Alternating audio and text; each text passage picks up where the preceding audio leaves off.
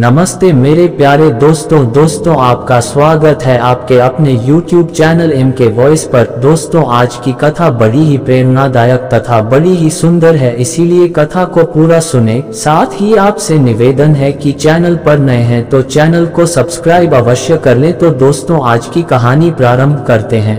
हमारी आज की कहानी है नियति। एक बार एक संत थे, वे रोज प्रातः काल गंगा स्नान करने के लिए जाते और गंगा में स्नान करके पूजा अर्चना करते। एक दिन वे संत जब गंगा स्नान के लिए गए तो जब वे स्नान करके अपने दोनों हाथों से अंजुली बांधकर सूर्य को अर्घ्य देने लगे, ठीक तभी एक बाज एक चूहिया को अपनी चोंच में पकड़कर ले जा रहा था। उस बाज की चोंच से वह चूहिया छूट गई और संत की अंजुली में गिर गई। अपने हाथ में कुछ गिरने की बात सोचकर संत का ध्यान टूट गया और उन्होंने आंखें खोली। उन्हें अपनी अंजुली में एक चूहिया नजर आई। चूहिया को देखा कि वह डर के मारे कांप रही थी। संत ने उस बाज को देखा जिसकी चोंच से वह चूहिया नीचे गिर गई थी। अब संत ने उस बाज से चूहिया को बचाने के लिए अपने एक हाथ जिसमें चूहिया को रखा, दूसरे हाथ से उन्होंने चूहिया को ढक दिया और उसे नदी के किनारे छोड़ दिया। फिर चूहिया डर से तेज तेज कांपने लगी। इससे संत को उस पर दया आई। वे सोचने लगे कि इस चूहिया को ऐसे छोड़ दिया तो फिर कोई बाज या अन्य कोई जानवर इसे खा जाएगा। बहुत सोच विचार करके उस संत ने उस चूहिया को एक लड़की बना दिया। अब संत ने उसे अपनी बेटी मानकर पालने लगे। वह चूहिया लड़की बनकर संत की कुटिया में रहने लगी। धीरे धीरे कुछ समय बीता और वह लड़की बड़ी हो गई। जब वह बड़ी हुई तो संत को उसकी शादी करने की चिंता सताने लगी। इसलिए संत ने उसके लिए सुयोग्य वर ढूंढना शुरू कर दिया। उन्होंने सोचा कि दुनिया का सबसे तेजस्वी पुरुष से ही मैं अपनी इस बिटिया का विवाह कर दूंगा। अब संत ने सबसे तेजस्वी पुरुष सूर्य देव के पास गए और उनसे अपनी बेटी की शादी की बात करी। सूर्य देव ने शादी करने की हामी भर दी।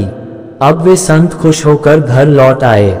जब सूर्य देव उस कन्या से विवाह करने संत के घर आए तो संत ने अपनी बेटी को कहा, ये सूर्य देव है, संसार के सबसे तेजस्वी पुरुष है, इनसे मैं तुम्हारा विवाह करवा दूंगा। अब उस लड़की ने सूर्य देव को ध्यान से देखा और संत से बोली, मैं इनसे विवाह नहीं कर सकती। संत को हैरानी हुई। वे बोले, बेटी इनके समान और दूसरा दुल्हा कहाँ मिलेगा। उस लड़की ने कहा, यह बात ठीक है कि सूर्य देव बहुत तेजस्वी है, पर मुझे इनसे डर लगता है क्योंकि इनके इतने तेज को मैं सह नहीं सकूंगी।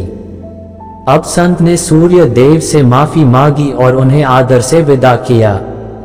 अब उस संत ने एक नई तलाश शुरू करनी अपनी कन्या के लिए सुयोग्य वर पाने के लिए। उन्होंने अब चंद्रदेव से अपनी बिटिया का विवाह करवाने की सोची। इसलिए वे संत चंद्रदेव के पास गए और उनसे अपनी बिटिया से विवाह करने का प्रस्ताव रखा। चंद्रदेव ने उनका प्रस्ताव स्वीकार कर लिया और वह बोले, ठीक है, मैं तुम्हारी बेटी से विवाह करने के लिए तैयार हूँ। अब संत वापस अपनी कुटिया में लौट आए। अब चंद्रदेव उस संत की बेटी से विवाह करने उनकी कुटिया में पहुंचे। संत ने अपनी बिटिया को बुलाकर चंद्रदेव से मिलवाया और बोले, बिटिया ये चंद्रदेव है, इनसे मैं तुम्हारा विवाह करवा दूंगा। अब उस लड़की ने चंद्रदेव को ध्यान से देखा और बोली, ना पिताजी, मैं चंद्रदेव से विवाह नहीं करवा सकती। चंद्रदेव से विवाह करवा कर मैं तो ठंड के कारण मर जाऊंगी।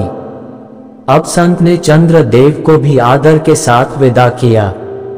संत ने फिर किसी और दूल्हे की तलाश शुरू की तो उन्होंने अग्निदेव को अपनी बेटी से विवाह करने के लिए तैयार किया, मगर उनकी बेटी ने अग्निदेव से भी विवाह करने से इनकार कर दिया।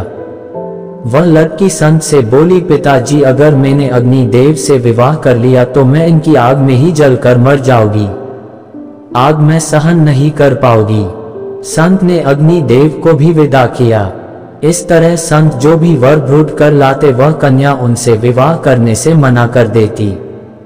एक दिन कुटिया में एक चूहा आया तो वह लड़की उस चूहे के संग बहुत खुश होकर खेलने लगी और संत के पास आकर बोली, पिताजी, मुझे ये चूहा बेहद पसंद है, मैं इससे विवाह करना चाहती हूँ। संत बड़े हैरान हुए और बोले, बेटी मैंने तेरे लिए एक से बढ़कर एक दूल्हे खोजे, मगर तुझे उनमें से एक भी पसंद नहीं आया और अब तुझे यह एक चूहा ही पसंद आया।